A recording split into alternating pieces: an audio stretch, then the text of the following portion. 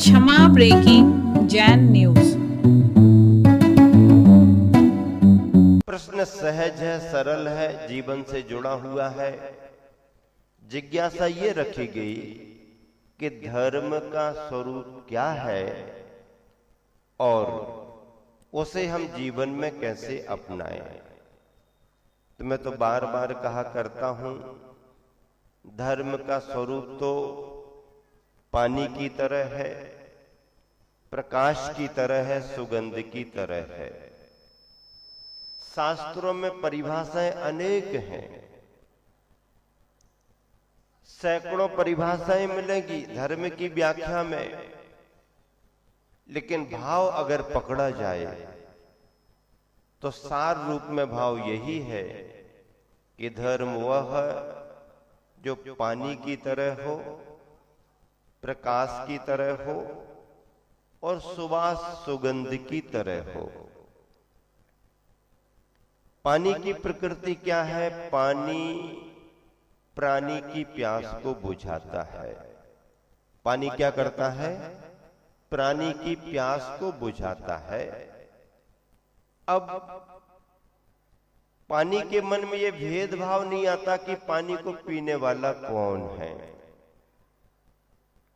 परिचित है अपरिचित है, देसी है विदेशी है, गोरा है काला है, अमीर है गरीब है। ये कोई भेद नहीं करता। यहां तक कि मनुष्य नर नारी है या पशु पक्षी त्रियंच है, इसका भी भेद नहीं करता। पानी सभी की प्यास को बुझाता है। शर्त यह है कि प्यास बुझाने वाले को पानी की पहचान होनी चाहिए, पानी के पास आना चाहिए, पानी को पीने का प्रयास करना चाहिए, और जब वह पानी को प्राप्त करके पिएगा तो प्यास उसकी बुझेगी। पानी की इस प्रकृति को लेकर के मैं धर्म से जोड़ता हूं। धर्म भी इसी तरह का है, जो किसी भी तरह से जाति, देश, काल की परिस्थितियों में बड़े छोटे, परिचित अपरिचित का भेद नहीं करता। जिसने धर्म को धारण किया उसकी आत्मा का कल्याण हुआ। उजाला भी ऐसा ही है। ग्राम, नगर, शहर का भेद नहीं करता, शमशान और जंगल का भेद नहीं करता। सूरज निकलता है, हर नगर हर बस्ती को उजाला देता है। उजाला उसी को मिलेगा जो अपने घर के द्वार दरवाजे खोल करके रखेगा, जो बाहर निकल करके देखेगा कि प्रकाश निकल आया कि नहीं, उसे ही उजाला प्राप्त होगा। और फिर उजाला संसार में कहां पर क्या है सब स्पष्ट बताता है। सुगंध जब बहती है, उड़ती है, तो सभी की नासिकाओं को तृप्त करती आगे बढ़ती है। धर्म का भी यही स्वरूप है। और ऐसे धर्मों की व्याख्या में 10 धर्म के नाम लो, रत्नत्रय का नाम लो, अहिंसा का नाम लो, जीवदया का, अथवा वस्तु के स्वभाव के रूप में नाम लो। धर्म में एक सा सार बह रहा है। और ऐसे ही धर्मों की आराधना में आज उत्तम क्षमा का धर्म है। क्षमा से परिचय तो आपका थोड़ा कम होगा, लेकिन उसके विरुद्ध प्रकृति का जो स्वभाव है उससे परिचय ज्यादा है।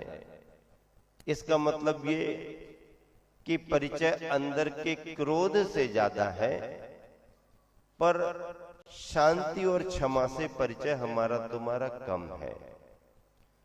अगर क्षमा से परिचय नहीं है तो उसके विरुद्ध तत्व को अगर आपने समझ लिया तो क्षमा धर्म उपलब्ध होने में देरी नहीं। क्रोध एक कसाय है, विस्फोटक पदार्थ है, ज्वलनशील पदार्थ है, भड़कता भी है और फिर अपने प्रभाव में सभी को ले लेता है। क्रोध अज्ञानता से आवेश में प्रारंभ होता है और अंत में पश्चाताप पर जाकर के खत्म होता है। क्रोध क्यों आता है? प्रतिकूलताएं आने पर क्रोध आता है। अनुकूलता में क्रोध किसी को नहीं आता, प्रतिकूलताओं में आता है। प्रतिकूलताएं कितने तरह की हो सकती हैं? अपनी इच्छा की पूर्ति में बाधा हो तो क्रोध आएगा। जैसा हमने चाहा वैसा ना हो पाए तो क्रोध आएगा। जितना चाहा उतना ना हो पाए तो क्रोध आएगा। मौसम अगर बहुत हीटेड हो रहा है तो एसी एयर कंडीशन में रहने वाले को भी चिड़चिड़ापन आने लगता है, उसमें भी क्रोध की स्थिति बनती है। स्वास्थ्य की प्रतिकूलता में भी चिड़चिड़ापन की स्थिति बनती है। ये उसके कारण हैं। इन कारणों के मिलने पर अथवा किसी ने आदर सम्मान में कमी कर दी, किसी का ख्याल नहीं जा पाया, जानबूझ करके अपमानित कर दिया, अपशब्द कह दिए, गाली गलौज कर दिया, अभद्रता का व्यवहार कर दिया। ऐसी परिस्थितियों में इस मानव के मन में स्वाभाविक खिन्नता आती है और उस खिन्नता के आने पर विचारों में अस्थिरता आती है। प्रतिकार स्वरूप व्यक्ति कोई ना कोई तरीका अपनाता है और उसका प्रतिकार करता है। इन्हीं प्रतिकारों की अवस्था को हम क्रोध कहते हैं, मन की अशांति कहते हैं, आकुलता व्याकुलता कहते हैं। ये बात सही है कि अपने मन से कोई क्रोध करना नहीं चाहता, बचना चाहते हैं। और निवेदन भी, महाराज जी मैं गुस्सा करना नहीं चाहता लेकिन अब क्या करूं, उन्होंने ऐसा कह दिया, उन्होंने ऐसा कर दिया, ये कर दिया, वो कर दिया, मैंने बहुत कंट्रोल किया लेकिन वो तो अब क्या करूं मैं। वो क्या कहता है, पानी कहां से ऊपर हो गया। मैं उसके पहले पहले तो बहुत शांत रहा, मैं नहीं चाहता था क्रोध करूं, मुझे मालूम है कि उसका दुष्परिणाम बुरा होता है, मन में क्लेश होता है, संताप होता है, वातावरण खराब हो जाता, लेकिन क्या करूं महाराज जी, कितना सहन करूं। पानी कहां से ऊपर हो गया? घुटनों से ऊपर नहीं, कमर से ऊपर नहीं, गले तक, वहां तक तो वो धैर्य रखता है। लेकिन कहता महाराज जब सिर से ही ऊपर पानी हो गया तो मैं क्या करूं, मुझसे रहा नहीं गया, गुस्सा हो गया, अब बताओ क्या करूं। पश्चाताप करता। लेकिन हर व्यक्ति क्रोध से बचना चाहता है, बचता भी है, पर सहनशीलता उसकी जहां पर समाप्त हो जाए तो व्यक्ति अपना नियंत्रण खो देता है। इसी समय उसके धैर्य की और उसके धर्म की परीक्षा होती है। सहज समय में अनुकूलताओं में क्रोध की स्थितियां बनती नहीं, फिर परीक्षा भी तुम्हारी क्या। परीक्षा तो प्रतिकूलताओं में होती है। अगर प्रतिकूलताएं आ रही हैं, चला करके कोई वातावरण पैदा कर रहा है, उस समय अपने मन को नियंत्रित रखना, अपने धैर्य को बनाए रखना।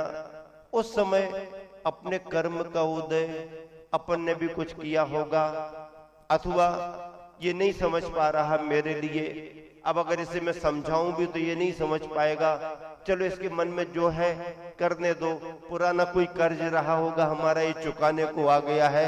आदि आदि ज्ञान की बातें धर्म की बातें कुछ विचार में ले आए और शांति समता का परिणाम बना लिया, तो मैं समझता हूं कि आपने अपने जीवन के उन विषम क्षणों की परीक्षा में 100 में से 100 नंबर प्राप्त कर लिए।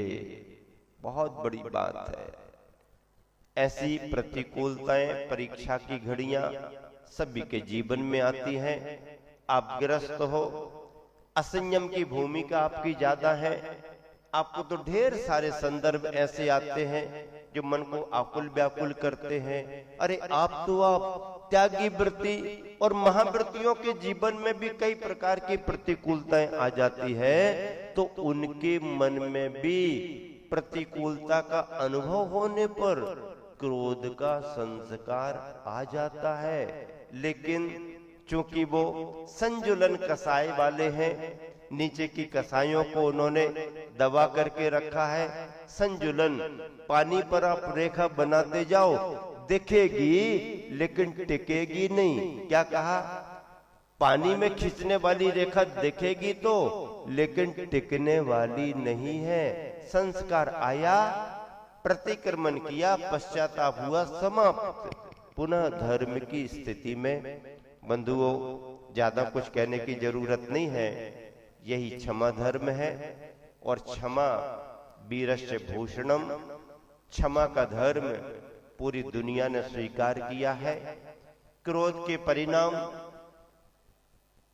युद्ध के रूप में आते हैं और सारी दुनिया उसकी चपेट में आती है।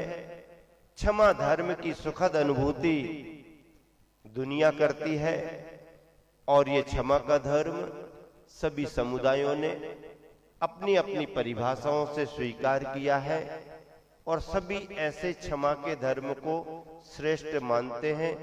पर क्षमा के शब्द में जो गंभीरता है, गहराई है, वो वर्तमान की भाषा सॉरी में गहराई नहीं है, क्योंकि सॉरी एक आदत बन गई है। व्यक्ति अनजाने में अगर कुछ हो और सॉरी कहे तो समझ में आता है।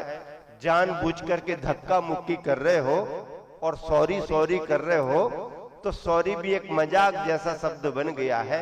आदमी जानता है ये संवेदनहीन व्यक्ति गलतियां पर गलतियां कर रहा और अपने को बहुत अच्छा बताने के लिए सॉरी शब्द का सहारा ले रहा है। उसकी सॉरी में कोई दम नहीं है, सॉरी में कोई धर्म नहीं है, सॉरी क्षमा नहीं है।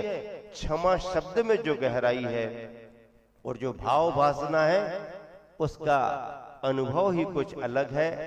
ऐसे अनुभव के साथ जाने अनजाने में अगर कहीं कुछ हुआ है तो जिस समय ख्याल आए उस समय प्रत्यक्ष परोक्ष कभी भी आपके परिणाम अगर निर्मल होते हैं तो आपने अगर क्षमा के रूप में अनुभव कर लिया तो बहुत अच्छा।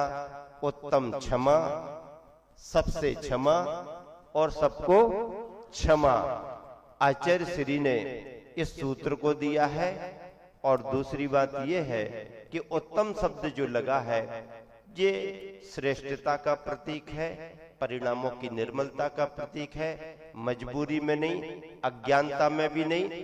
मजबूरी और अज्ञानता को छोड़ करके जो समझ और हृदय की पवित्रता से भावना आती है उसका नाम क्षमा है।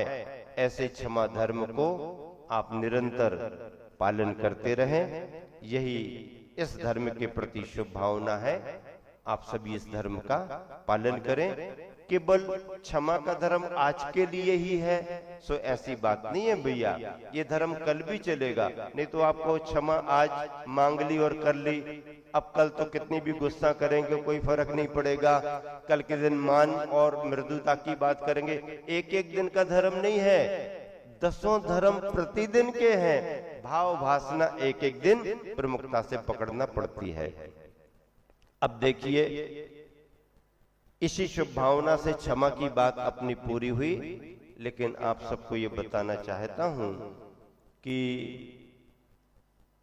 प्रातःकालीन बेला का धर्म लाभ सभी ने लिया। बहुत अच्छा वातावरण बना। जिन कार्यकर्ताओं ने दिन रात मेहनत करके इतनी बढ़िया और सुंदर व्यवस्था बनाई, उन सारे कार्यकर्ताओं के लिए आप जोरदार तालियां बजा करके आप अपने भावों से उन्हें सम्मानित करें।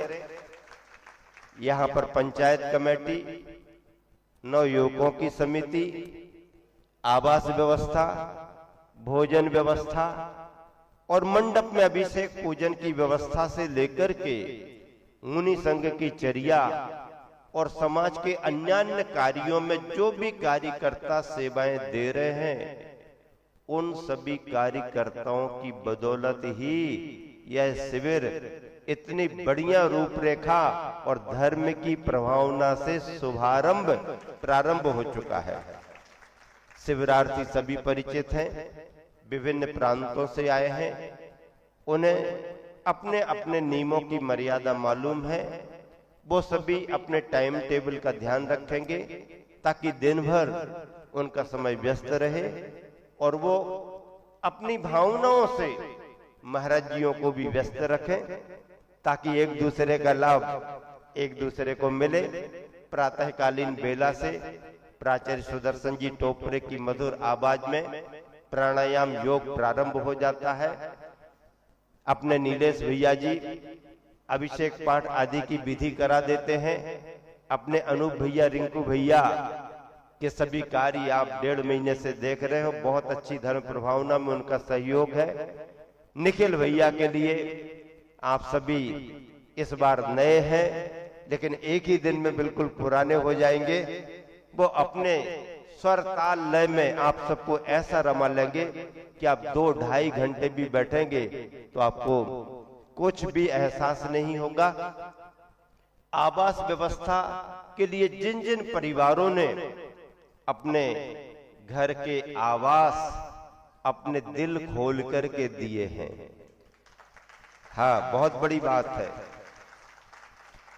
आने वाले शिवरार्थियों के लिए दरवाजे सभी के जल्दी नहीं खुलते हैं। व्यवस्थाएं बहुत होती हैं लोगों के पास, लेकिन दरवाजे जल्दी नहीं खुलते हैं। जिनके दिल खुलने लगते हैं उनके दरवाजे भी खुलने लगते हैं। और पूरी पिंडरी नगरी ने हर शिवरार्थी परिवारों के लिए अपने दिल खोलने के साथ साथ अपने घरों के दरवाजे भी खोल करके रख दिए हैं। बहुत अच्छा लग रहा है। और यहां से जैसे ही विराम होगा, आप अपने अपने नियम के अनुसार अपने अपने स्थानों पर पहुंच जाएंगे। भोजन कोई कहीं भी करेगा, शिवरार्थी का नियम होता है कि वो मौन से भोजन करता है। 9वां नमोकार मंत्र पढ़ करके भोजन प्रारंभ करता है। अंत में समापन करने पर भी वह 9वां नमोकार मंत्र पढ़ता है। जो भी जिसकी अनुकूलता जैसी बनती है, खूब आराम से और आनंद के साथ अपना एकासन करें, लेकिन थाली में किसी के कुछ भी शेष नहीं बचना चाहिए। ये सभी शिवरार्थी ध्यान रखते हैं, मुझे मालूम है, कहने की जरूरत नहीं है, पुराने एक्सपर्ट है, लेकिन कोई नए नए आए हैं तो उनको बताने की जरूरत पड़ेगी ना। इसलिए नए नए जो इस वर्ष आए हैं वो सब ध्यान रखेंगे। पुराने शिवरार्थी भी उन्हें समझाएंगे कि हमारे शिविर की ये नियमावली है और इस तरीके से आनंद के साथ में अपना एकासन करें, समय पर वापस आए। अनूप भैया जी अपनी चर्या करने के बाद 12:30 बजे का समय देते हैं और बहुत अच्छे से वह सामायिक पाठ, 24 तीर्थंकरों की स्तुति और भी अन्य पाठ करा के माला फिराते हैं आप लोगों के लिए, ताकि आपका धार्मिक भाव बना रहे और यहाँ वहाँ की चर्चा में ना जाए। जिन किन्हीं के लिए प्रतिकूलता हो उनके लिए आने की कोई अनिवार्यता नहीं है, लेकिन जो उनके साथ बैठना चाहते हैं वो आए और धर्म लाभ लें। ठीक 2 बजे से, कितने बजे से यहां से अनिवार्यता रहेगी? कितने बजे से अनिवार्यता रहेगी? हाँ, 2 बजे से अनिवार्यता रहेगी। इसी मंडप में एक सामूहिक क्लास लगेगी। अलग अलग क्लासें लगाने का मन था, सभी महाराज जी क्लास लगाए। शिवरार्थियों में भी जो योग्यता संपन्न वो भी क्लास लगाए, पर उतना प्रबंध यहाँ व्यवस्थित नहीं हो पा रहा है, तो इस वर्ष मैंने मन बनाया है कि मैं ही आप सबके लिए समय दूंगा और 2 बजे से लेकर के अपने को 2:45 बजे तक, पौन घंटे का पीरियड बहुत होता है।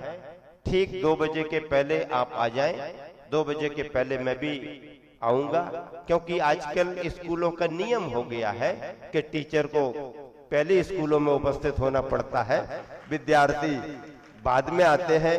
लेकिन ये विद्यार्थी नहीं है, ये हमारे शिवरार्थी है, वो अपने गुरु का महत्व जानते हैं, इसलिए वो पहले आएंगे, उसके बाद में वो आदर के साथ में यहाँ पर हमारे को निवेदन करेंगे। हमारे शिवरार्थी बहुत पक्के होशियार है, कहीं कोई गुंजाइश नहीं है। और जिन 5-6 चेहरों के लिए हमने खड़े करके अनावरण कराया, ये हमारे शिविर के प्रतिनिधि रतन है, रतन, और इनके माध्यम से पूरा हमारे शिविर का निर्देश चलता है। उनकी बात को हर शिविरार्थी मानता है, वर्षों से उनका सहयोग है और विभिन्न प्रांतों से प्रतिनिधि के तौर पर सभी लोग यहाँ पर उपस्थित हैं। 2 बजे से 2:45, उसके बाद तत्वार्थ सूत्र के पाठ की व्यवस्था एलक निश्चय सागर जी देखेंगे और उसके बाद में तत्वार्थ सूत्र के एक अध्याय के लिए हम तीनों महाराज जी आपको समय देंगे। और मैं भी तत्वार्थ सूत्र के उस व्याख्यान क्रम में इस बार, हर बार तो मैं थोड़ा सा टाल देता था, ये लोग कहते भी थे, लेकिन इस बार मेरा मन बन रहा है कि शिवरार्थियों के साथ मैं भी रहूंगा। महाराज जियों के समय पर महाराज जी व्याख्या करेंगे, लेकिन मैं भी थोड़ा ध्यान रख करके जो भी कहीं कोई शंका समाधान चर्चा उसमें सहयोग करूंगा। इस तरह से दोपहर की कक्षा का भी बहुत बड़ा महत्व है, उसमें सभी नगर के भी, गांव के भी, बाहर के भी सभी रहेंगे। और तीसरी बात है कि सायंकाल का समय आप सबको मालूम है, ठीक 5:15 बजे वापस आएंगे, 4:30 के बाद फ्री। आप स्वल्पाहार करें, 5:20 पर आए, प्रतिक्रमण होगा, जाप कराई जाएगी, रिंकू भैया प्रतिक्रमण कराएंगे, माला जाप की व्यवस्था हो जाएगी, सबके बैग में जाप रखी हुई है, प्रतिदिन एक धर्म की जाप होती है, आचार्य भक्ति होगी और तुरंत उसके बाद क्या होता है? समता समाधान। नहीं, न शंका न जिज्ञासा, समता समाधान होगा। क्या होगा? दोनों मिला करके साम्य भावों से समता समाधान करेंगे अपन। जिनके लिए जो भी जिज्ञासाएं हैं, पर्ची बना करके यहाँ बॉक्स रखा हुआ है, खड़े होकर के बता दें बॉक्स। हाँ, खड़े हो जाओ, सक्षम भैया खड़े हो जाओ, हाँ खड़े होकर के बता दो। इस बॉक्स में शाम 4 बजे तक आपकी पर्चियां आना चाहिए। 4 बजे के बाद पर्चियों की छटनी हो जाएगी और उसके बाद में जिसकी पर्ची सेलेक्ट होगी, आप अपना नाम नीचे अवश्य डालें। उनके लिए मंच पर आकर के प्रश्न करने का मौका मिलेगा, जैसा हर वर्ष करते हैं, आप जानते हैं। कपल दोनों जन भी आके प्रश्न कर सकते हैं और सिंगल भी कर सकते हैं, व्यवस्था आप अपनी देखें। प्रश्न थोड़े अच्छे तरीके के होना चाहिए ताकि आपका नंबर जल्दी लगे। अभी से अगर आपसे ना बनते हो तो दूसरे से बनवा ले, कोई दिक्कत नहीं है। महाराज जियों से भी बनवा ले, उसमें भी कोई दिक्कत नहीं है। हाँ, लेकिन आपके नाम का प्रश्न आना चाहिए और लोगों को आनंद आना चाहिए कि वाकई में सामाजिक विषय को लेकर के, राष्ट्रीय विषय को लेकर के, धर्म के विषय को लेकर के, नियम संयम के विषय को लेकर के, खान पान की शुद्धि को लेकर आप किसी भी तरह के प्रश्न निसंकोच कर सकते हैं। जरा आपका प्रश्न कमजोर भी होगा तो छटनी काटने वाले हमारे प्रतिनिधि उसको सुधार करके बाकायदा ठीक और दुरुस्त बना देंगे। इस तरह से उसके बाद में फिर आपकी महा आरती का समय हो जाएगा। महा आरती की व्यवस्था कैलाश जी ने बताई है कि जो महापात्र पर्यूषण सारथी के रूप में जो रहेंगे वो अपनी तैयारी, अपनी भावना, अपनी यहाँ के नगर के कार्यकर्ताओं के साथ आएंगे। महा आरती होगी, उसके बाद में आधा घंटे की शास्त्र सभा और 9:30 बजे से 10 बजे तक सांस्कृतिक कार्यक्रम वगैरह भी जो समाज के होते होंगे। इस तरह से पूर्ण सूचना के साथ और पूर्ण निश्चिंतता के साथ आपको आज का सार उपस्थित कर दिया गया है। इसी शुभ भावना से समय को देख करके विराम दे रहा हूं। आज पहला दिन था, थोड़ी सी व्यवस्थाओं में कुछ कमी भी रही, वो चूंकि हम लोगों का भी ध्यान नहीं गया और कार्यकर्ताओं का भी थोड़ा ऐसा, लेकिन कल से एक व्यवस्था अवश्य बनाना पड़ेगी कि जो पांडुक शिला पर श्री जी का अभिषेक करते हैं, पांडुक शिला को और ऊपर करना पड़ेगा ताकि पीछे से भी लोगों को अभिषेक दिख सके अच्छे से। और कोशिश करेंगे, शुद्धि का ध्यान रखना पड़ता है, इसलिए इस तरफ श्री जी इस तरफ विराजमान नहीं किए क्योंकि श्राविकाएं बैठ जाती, लेकिन जैसा भी होगा शुद्धि का ध्यान रखते हुए और थोड़ी दूरी बना करके, ताकि जिसने शांति धारा का लाभ लिया है उसके परिवार को खड़े होने की जगह मिल सके और अच्छे से शांति धारा आज दिन भर में वो अपनी व्यवस्थाएं बना लेंगे।